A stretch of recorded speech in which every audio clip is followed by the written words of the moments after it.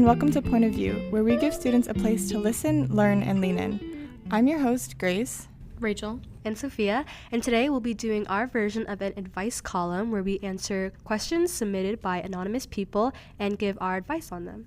So someone first asked, my girlfriend feels unhappy with my body and wants me to go to the gym more so that I look better. I don't feel like I have the time or desire to go, but she believes physical attraction is an important part of a relationship, and so my lack of effort makes her feel less valued. What should I do? So who wants to weigh in? I personally think this is like a sort of conflict in what you value in a relationship. I think that if like your girlfriend believes physical attraction is really important and like she doesn't believe that you are physically attractive, there's like some sort of disconnect, because I think that like she values physical attraction, whereas you on the other hand, you sort of like value your time doing other things more than like going to the gym. I think this is like something sort of serious. Like you should sit down with your girlfriend and like sort of like talk to her. Is this something that like she can let go about you, or like is there some sort of compromise you can reach? Because like I also feel like physical attraction, yes, it is important, but your views on like the how important physical attraction is should sort of align with your partner, or at least you guys should both believe that like that the other person is physically attractive. Yeah, I agree. Honestly, I think it's the fact that something like going to the gym and bettering yourself and your physical health in your body is something that you really have to do on your own. It's like as much as someone tells you to do it, you really have to decide that on your own. So if you don't want to do it, then I don't think you can even force yourself. And just like Grace said, if your girlfriend is not physically attracted to you, then there's already a problem there. I know that you wanted to hear a male perspective, but thinking of from kind of as if I was a male, I would say that it's honestly just your choice on what you decide to do. If you want to go to the gym to better yourself to make her feel more physically attractive, then you can. But if you want to maybe work on the emotional connection more, then maybe communicate that with her and kind of let her know that you not wanting to go to the gym is not because you don't want her to be physically attracted and you don't want to fulfill her needs in the relationship. It's more of you wanting to meet your own needs as a person and not kind of overstep that because of a relationship. So I agree. I think you should sit down. It's a serious kind of conversation. And it also depends how long you guys have been together. If it's a new relationship, then it could be that the physical attraction is kind of what's holding it together at this point because the emotional attraction might not be as strong. But yeah, just talk about it with her and just see how she feels. Instead of maybe it being this kind of like petty argument or just disagreement that you guys have, you guys can just talk it out and have an agreement with it. Maybe you guys can go to the gym together. I don't know. I definitely think that it should be a decision on your own. Ultimately, it's something that is affecting you, and your decision needs to be because you want to do it and because you want to better yourself and maybe get more buff or something. But I think you should also take into account, like, are you doing it just for your girlfriend? Are you doing it just because she wants you to do it? I definitely agree with y'all on the sense that you should probably talk with her about that. And I think it's also important, like what Sofia said before, because I know you wrote that like your lack of effort makes her feel less valued, but I don't think it's a matter. I think you should make it clear to her that it's not a matter of you valuing her less, because I feel like you can show that you value her in other ways. Like not necessarily, like not being able to fulfill that one condition does not mean that you don't value her in other ways. And I think that it's important, especially like to actually have a conversation about it instead of like bringing it up like sort of slightly as a joke, because I feel like I do that a lot because it's sometimes hard to have like serious conversations, because like if my partner were to like feel that I were physically unattractive, that would like sort of like really make me feel bad, and I would yeah, and like I would really want to address it and like have a talk about it, because like if you let it drag on, then for me at least, it would just like slowly eat away at me. And like I think a lot of times it's easy to hold grudges. So like maybe if your girlfriend feels like, oh, he's like, maybe if your girlfriend is just reminded that like, oh, he doesn't care about me because he doesn't do this, like I think you have to like sort of refute that and be like, no, that's not true. So to move on, kind of straying from this relationship type of advice, we have another question, kind of about academics, which at this school it's very important, I know. Do you think it is good to take classes that could be pretty hard but look good on transcripts and is something an individual is interested in too? Or is it better to stick to the safer options and not risk the GPA and grade that one already has?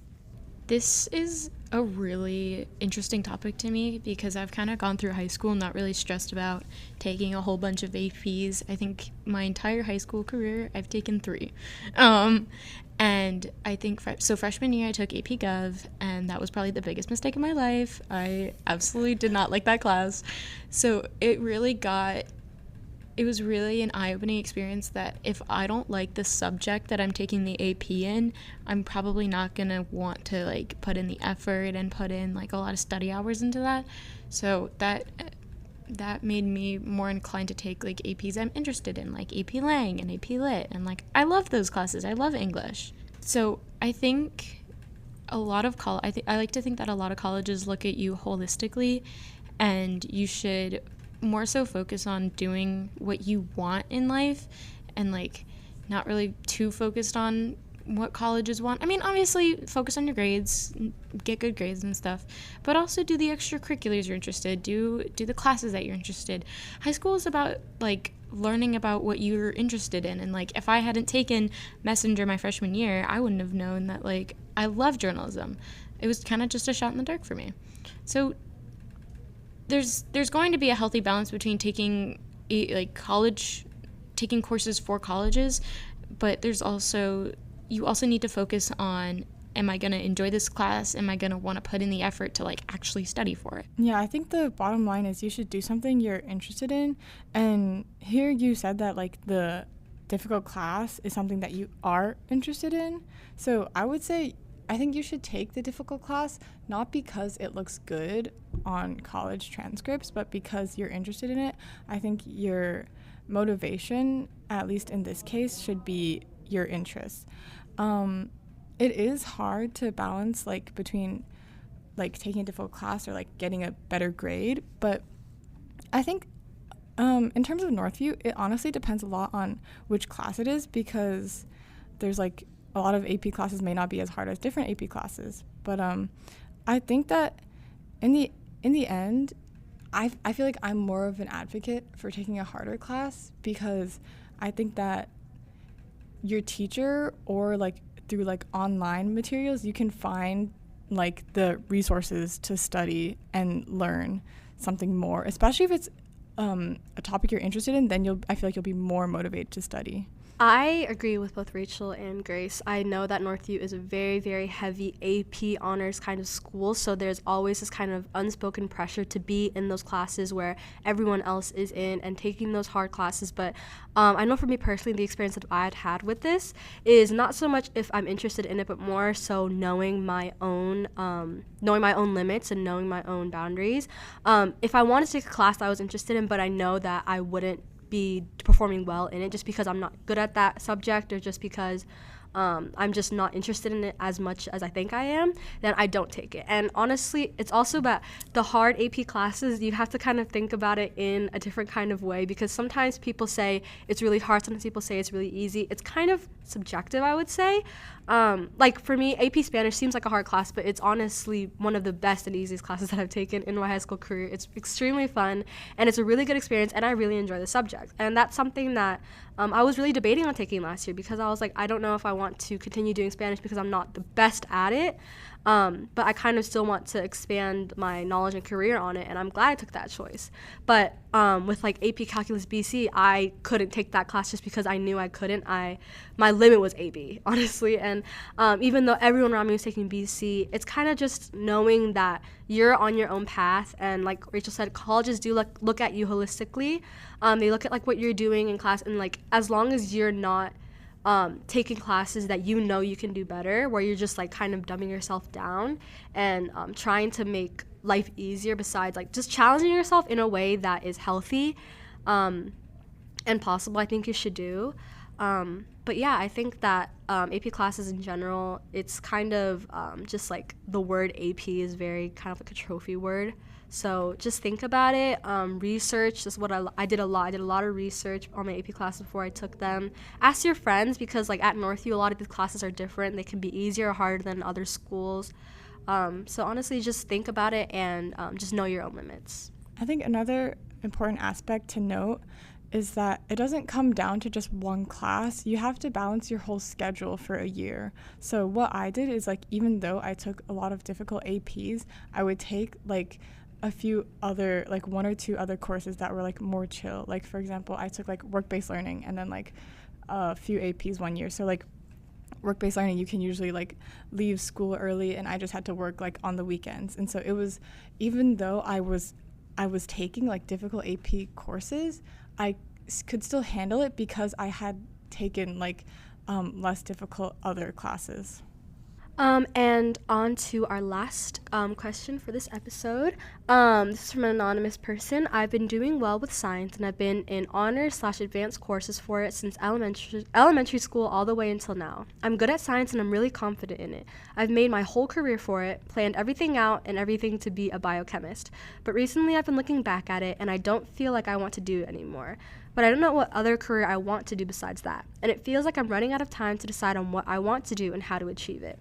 So I just kind of want to answer this one just like right off the bat, because this is something that I really resonate with on my own, and I feel like it's something that isn't really talked about in high school, like from parents to their kids, as often as I think it should be. So for me, I personally struggle with this a lot because my whole life, I want to say I did well with science and math, but I was expected to do well with science and math, and my parents expected me to be a doctor or a dentist or anything of that sort. And I honestly never really knew what I wanted to do with my career until genuinely last summer. So I'm a senior now. Last summer was when I kind of finally decided what I wanted to do as a career.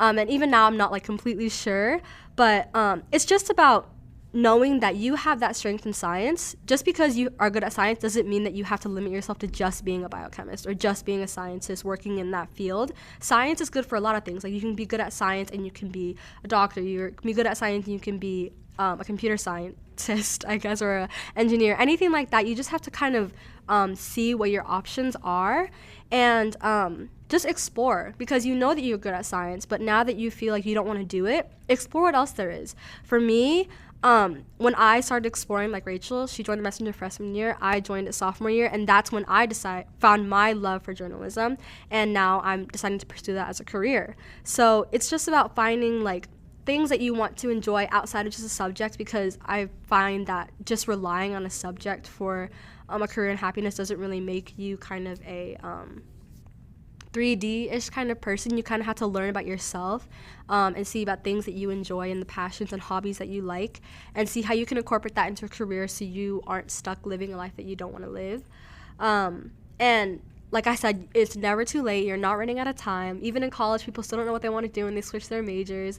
But for now, what I would say is to just find something that you genuinely enjoy that's not science, and see if you can incorporate that into a career, possibly with science, without science, and just seeing how you can pursue that and just live a happy life.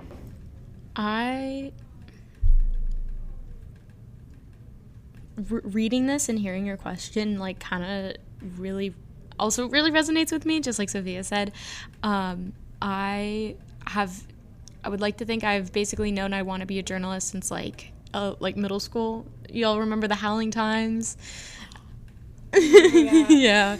I was in it 6, 7, or as early as I could be, and I've just really stuck with it. I was like, oh wow, this is awesome, like I love this. But what I found was when I came to high school, I wanted to like try theater. I was like, I don't have it in my schedule, like I don't have room in my schedule, because my only like free elective was filled with journalism because I was taking Spanish at the time. But I took that opportunity for like after school stuff to or after school opportunities to really explore tech theater, like technical theater, and like doing lights and sound for different shows. So if you're getting really like bored, like if you know you're good at science or you don't really want to be a biochemist, see if there's any like science extracurriculars. I'm personally not really familiar with any because I'm kind of on the opposite end of you. I don't like science like at all. But if you can find like some kind of science extracurricular that like could maybe I don't know, like just something extracurricular, science based. Yeah, so I would say that like you're not alone. I think a lot of people like sort of find out their passions kind of late. Like similar, like I also had a similar experience to Sophia. Like I thought I wanted to do psychology for most of my high school career, but then like this past summer I was like, oh, maybe I want to do business. So like you're not alone. Like a lot of people haven't figured out exactly what they want to do yet. I would say that like if you feel like you don't want to be a biochemist anymore, I think that you should narrow down why you don't want to be a biochemist. Sort of like see how other people like go through that career, and like see if you want to sort of like put away that career in your mind. And like for exploring other options, I would agree like with extracurriculars and everything, but also maybe like something small that you already do is something that you would like. Like, for example, I was interested in psychology, but like throughout my high school, I had been playing esports like for fun, right? But then it sort of became something that I wanted to do more than for fun, that I wanted to turn into a career. So something that like you already find yourself a little interested in, and see how you can like mold that into a career. And like you're not running out of time. Don't worry about it. Like mostly in university, a lot of universities, you don't have to choose your major until like 2 years in. Even so, there's people who like get a major, do something completely different, they can still be successful. Like don't let a sort of like Johns Creek or Northview like super academic mindset sort of pressure you to know what you want to do. There's also like I definitely think there's a Johns Creek pressure to know what you want to do and like have your whole life planned out. And who knows, maybe your biochemist like dreams, maybe Your biochemist. you just screwed me up. No, you're fine. Here, I'll just restart. There's definitely a Johns Creek like pressure to like have your whole like life figured out and mapped out and all that stuff. But don't be afraid. I think I saw a statistic somewhere that like nearly every college student changes their major at least once, and it's fine. It's all about where you end up after college and like whether or not you're happy with that career. Mm-hmm. And I know it's kind of like why listen to these 3 high school students about advice, but it's honestly, I think it's better getting advice from people who are like you and who surround you, because we learn in the same environment that you did. And we really hope that all of our advice this episode has been able to help you in some type of way, even if it's just a little bit. We hope that it's given you some insight, and people who didn't submit questions but still found some inspiration from our answers in this episode, feel free to also take that advice. So this concludes this episode of Advice Column. Thank you so much for listening. For a transcript of this episode, head to the Point of View tab on our website, nhsmessenger.org, and follow us on Instagram, Twitter, and Facebook at NHS Point of View for updates and new episodes. I'm your host, Sophia. Grace. And Rachel. And this has been Point of View.